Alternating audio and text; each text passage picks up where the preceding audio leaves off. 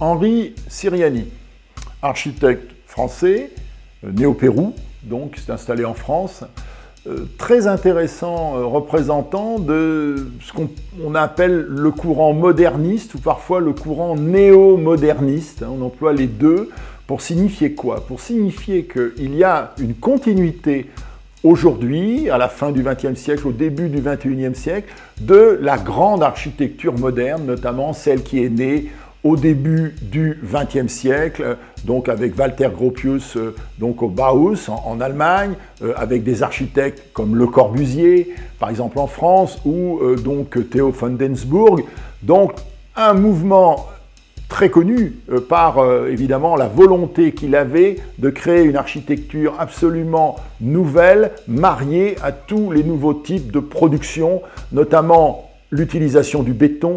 et du fer, et du verre, la préfabrication, par exemple la rationalisation de l'architecture. Alors, on sait que cette architecture moderne a posé évidemment beaucoup de problèmes, elle a réalisé de très grandes prouesses, à commencer par le fait de loger des milliers et des milliers de personnes après des périodes de guerre et de destruction, par exemple dans des grands ensembles très vite construits avec des chemins de grue, une standardisation, une très grande efficacité technocratique bien sûr, mais malheureusement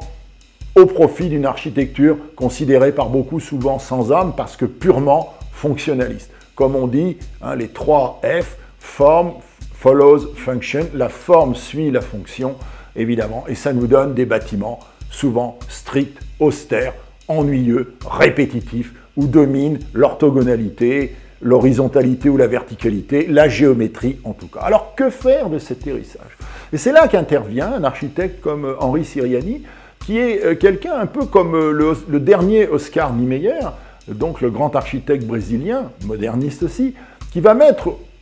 on pourrait dire peut-être de la poésie dans cette architecture moderne. Alors, de quelle façon? En restant toujours attaché à ce grand fondement de l'architecture moderne qui est le plan géométrique, comme on le voit par exemple dans cette réalisation, le musée départemental d'art antique d'Arles par exemple, on voit comment ici l'architecte travaille sur la base d'un triangle presque équilatéral pour distribuer la lumière en évitant les effets de façade qui sont le façadisme qui était sorte de grande tradition de l'architecture classique, va disparaître ici, donc pour distribuer la lumière, pour créer des possibilités de parcours beaucoup plus fluides, comme ceci, donc en soumettant en quelque sorte le bâtiment à la fonction, mais cette fois non sans une certaine élégance. Une des grandes réalisations d'Henri Siriani, c'est l'Historial de Péronne. Donc Péronne, une ville près d'Amiens, sur la Somme, connue, tristement connue, pour les grandes batailles de la Première Guerre mondiale, donc très meurtrières, donc sur justement le fleuve, la Somme. Il y a un château médiéval à Péronne, avec forme très ronde, très, on pourrait dire, conventionnelle, tel qu'on s'attend à la voir. Et que va faire Henri Siriani quand on lui demande de concevoir un musée pour la Première Guerre mondiale, justement, pour rappeler en quelque sorte mémorialement ce qu'a été cet événement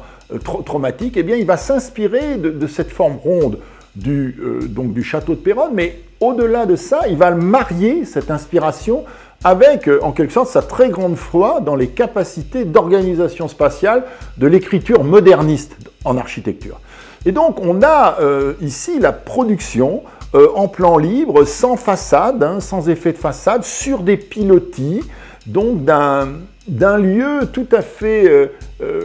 classique, conventionnel, régi par une écriture extrêmement sobre, très posée, donc on pourrait dire du fait architectural, mais en même temps quelque chose de